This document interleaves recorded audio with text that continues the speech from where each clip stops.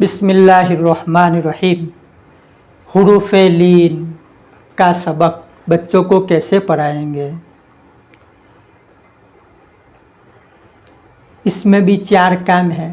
पहला काम तो ये है कि मद्दा और लीन का फ़र्क बच्चों को समझावे। दूसरा काम हुरूफ़े लीन की अलामात और निशानी बतावे। तीसरा काम मश्क़ अम्सिला तकाबुली तरीके से। चौथा काम हुरूफ़े लीन का कायदा याद करावे।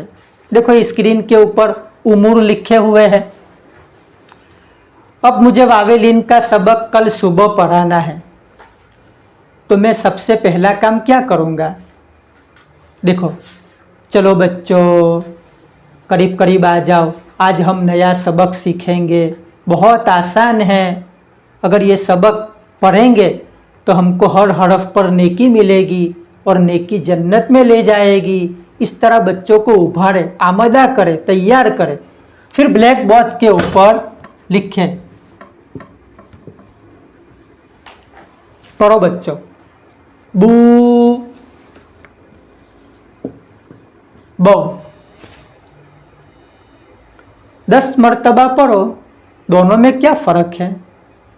तो बच्चे आपको जवाब देंगे, उस्ताद इसको खींचकर पढ़ते हैं और इसको जल्दी पढ़ते हैं। शाबाश, वाह वाह मेरा चांद। देखो ये जो खींचकर पढ़ते हैं ना, इसका नाम क्या? वाव मद्दा। और ये जो जल्दी पढ़ते हैं तो इसका नाम वावे लीन। देखो वाव मद्दा और वावे लीन। अब निशानी, बेटा वाव मद्दा की निशानी क्या? वाव साकिन हो, इससे पहले पेश हो तो वाव मद्दा होगा। वावे लीन की निशानी क्या? वाव साकिन हो, इससे पहले ज़बर हो तो वावे लीन। बार बार कहो। देखो वाव साकिन से पहले पेश हो तो वाव मद्दा, ज़बर हो तो लीन, पेश हो तो मद्दा, ज़बर हो तो लीन, पेश हो तो मद्दा, ज़बर हो तो लीन। हाँ चलो। अब मेरे बेटे बताओ, इसको क्या कहोगे? मद्दा के लीन। अब सख्ते में आ गए। हाँ बोलो।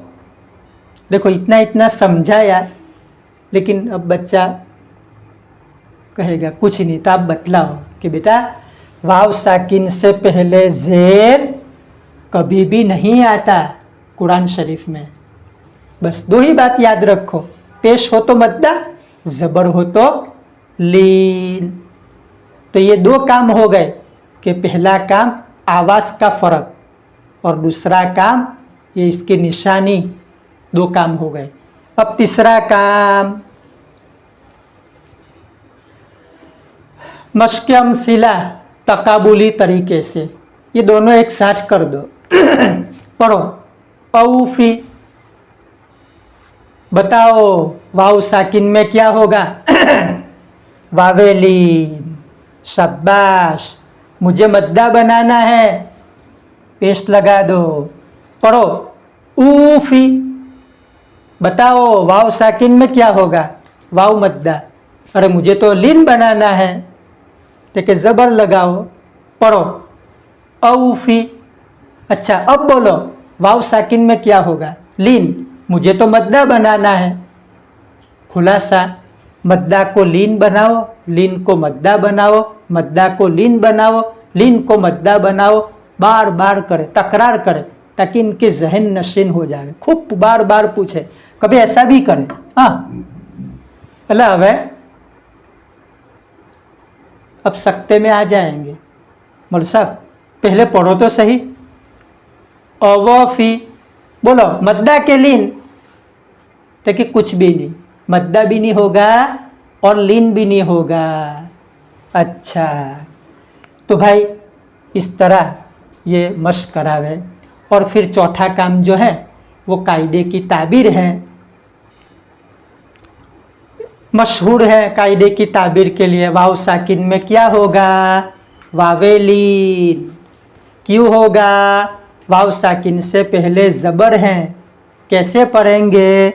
नरम आवाज़ के साथ जल्दी पढ़ेंगे, मारूफ पढ़ेंगे।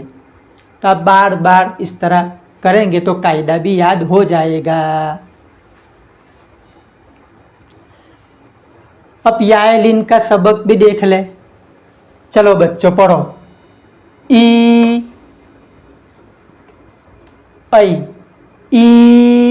ऐ 10 मरतबा पढ़ो। दोनों में क्या फ़र्क है, कुछ लगता है? हाँ मौलवी साहब, इसको खींचकर पढ़ेंगे। हाँ, इसको जो खींचकर पढ़ते हैं ना, इसका नाम है या मद्दा,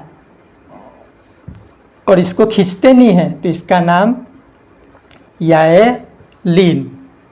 तो 2 काम हो गए। पहला काम क्या कि आवाज़ का फ़र्क महसूस कराओ, और दूसरा काम ये अलामत बताओ कि या मद्दा की अलामत 2 है।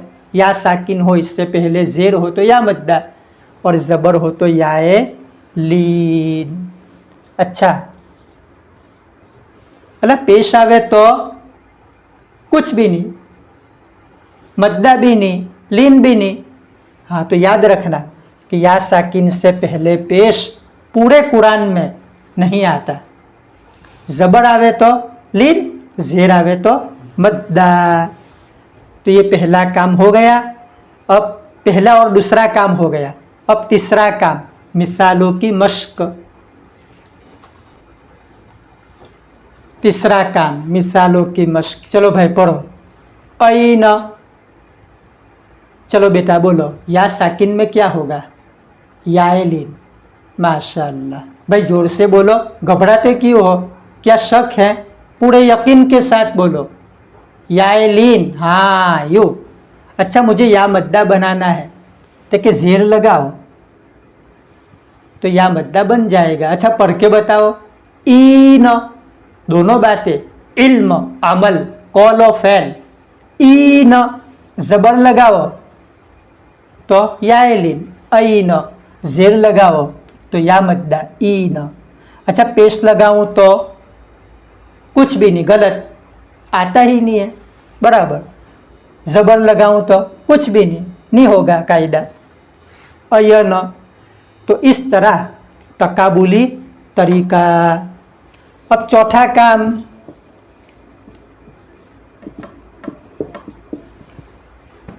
यालिन का कायदा याद कराओ। या साकिन में क्या होगा? यालिन। क्यों होगा? या साकिन से पहले ज़बर है। कैसे पढ़ेंगे?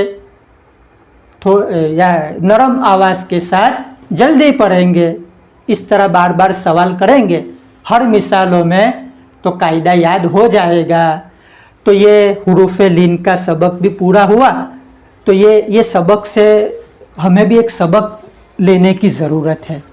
देखो, हुरूफ लीन का माना नरम।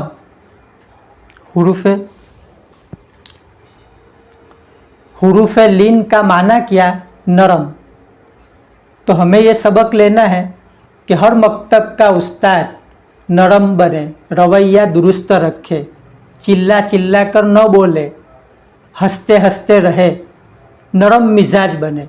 क्योंकि नरमी से बच्चों में खूबियाँ पैदा होती है और सख्ती से बच्चों में खराबियाँ पैदा होती है। ये मकातिब की तालीम की कमज़ोरी की जो एक वजह ये भी है कि पिटाई, मार पिटाई। तो ये भाई अब छोड़ दो, वो ज़माना गया। बच्चे जो गैर हाजिरी रहते हैं ना, इसकी सबसे बड़ी वजह ये कि बच्चे मानूस ही नहीं होते हैं हम लोगों से, बस डरते रहते हैं। पता नहीं पुलिस वाला समझते हैं, डरते रहते हैं। तो भाई आप नरमी इख्तियार करें, नरमी से बहुत फ़ायदा होगा और आप बच्चों को बहुत कुछ दे सकोगे। तो अल्लाह ताला हम सबको इसकी तौफीक और सआदत नसीब फरमावे।